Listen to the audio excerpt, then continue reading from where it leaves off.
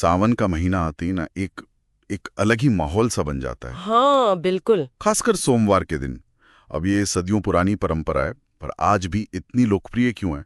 हमारे पास जो जानकारी है वो बताती है कि हिंदू मान्यताओं में ये श्रावण मास और इसके सोमवार शिव भक्ति के लिए कितने अहम हैं। जी चलिए आज इसी विषय की परतों को जरा खोलते हैं, समझते हैं कि सावन सोमवार व्रत का असल महत्व क्या है और इसे कैसे निभाया जाता है। बिल्कुल, जानकारी यही इशारा करती है कि ये महीना और खास तौर पर इसके सोमवार भगवान शिव की पूजा के लिए बहुत ही शुभ माने जाते हैं। शुभ माने जाते हैं। हाँ, एक गहरी आस्था है कि इस समय मतलब इस दौरान की गई भक्ति से शिव जी जल्दी प्रसन्न होते हैं, उनकी कृपा बरसती है। तो फिर ये कृपा ये किस रूप में मिलती है? मेरा मतलब है लोग ये व्रत रखते क्यों हैं?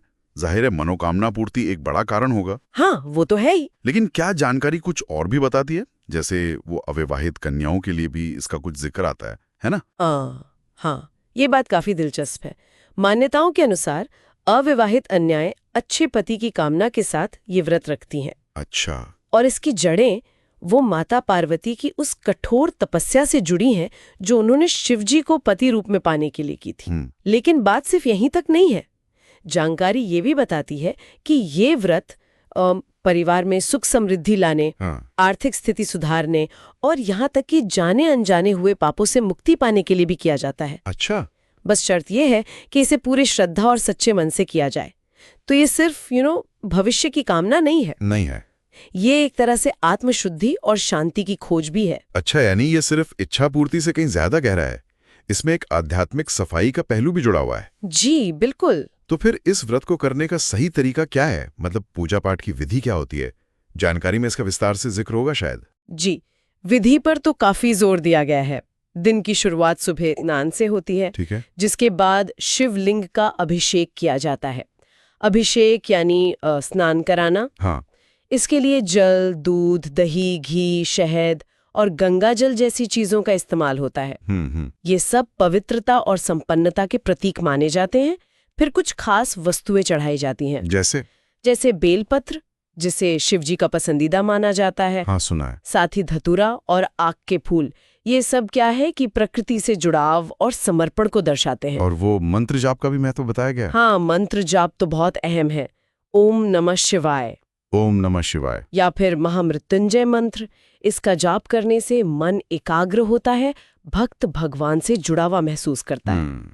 देखा जाए तो ये सिर्फ पूजा नहीं है, ये एक तरह का अनुशासन है, एक साधना है। साधना। जी, शाम के समय फिर आरती होती है, शिव चालीसा या शिव पुराण का पाठ किया जाता है और व्रत रखने वाले दिन भर या तो फलाहार करते हैं, फल वगैरह। हाँ, फल और दूध जैसी चीजें लेते हैं, या फिर कुछ लोग निर्जल उपवास भी रखते हैं। अच्छा, इसमें कुछ सावधानियां भी बरतनी होती होंगी? बिल्कुल। अनुशासन की बात की ना हमने, तो कुछ नियम भी हैं। हाँ। जैसे इस दौरान ब्रह्मचर्य का पालन करने को कहा जाता है, यानी इंद्रियों पर संयम रखना, ताकि मन पूजा में लगा रहे। बिल्कुल।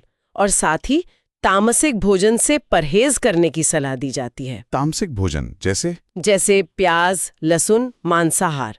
मतलब ऐसा भोजन जो शरीर में आलस्य या मन में ज्यादा उत्तेजना पैदा करे। अच्छा। ये सब व्रत की पवित्रता बनाए रखने और मन को शांत रखने में मदद करते हैं। समझ गया। और अगर किसी सावन महीने में 4 की जगह 5 सोमवार आ जाएं, या सिर्फ 4 ही हों, क्या हर सोमवार का व्रत रखना जरूरी होता है? जानकारी के हिसाब से देखें तो सावन के सभी सोमवार का व्रत करना विशेष फलदायी माना जाता है। सभी का? हाँ, मतलब जितने ज्यादा सोमवार का व्रत किया जाए उतना अच्छा। कुछ भक्त तो पूरे सावन महीने ही व्रत और नियमों का पालन करते हैं। पूरे महीने? जी, ये उनकी श्रद्धा और उनकी क्षमता पर निर्भर करता है। तो कुल मिलाकर देखें तो सावन सोमवार सिर्फ एक व्रत नहीं है। नहीं, ये आस्था, परंपरा, व्यक्तिगत इच्छाएं और गहरी श्रद्धा, इन सब का एक संगम है। और ये पूरी तरह से भगवान शिव की भक्ति के आसपास केंद्रित है। सही कहा। ये दिखाता है कि कैसे एक प्राचीन परंपरा आज भी लोगों के जीवन का इतना अहम हिस्सा बनी हुई है। बिल्कुल, ये आस्था और अनुशासन का एक शक्तिशाली मिश्रण है।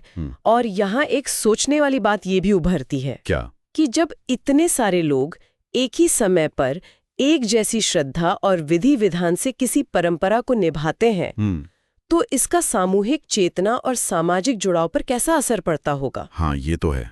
ये महज व्यक्तिगत साधना से आगे बढ़कर एक समुदाय को जोड़ने वाली शक्ति भी तो बन जाती है ना? बिल्कुल। इस पहलू पर विचार करना भी काफी दिलचस्प है।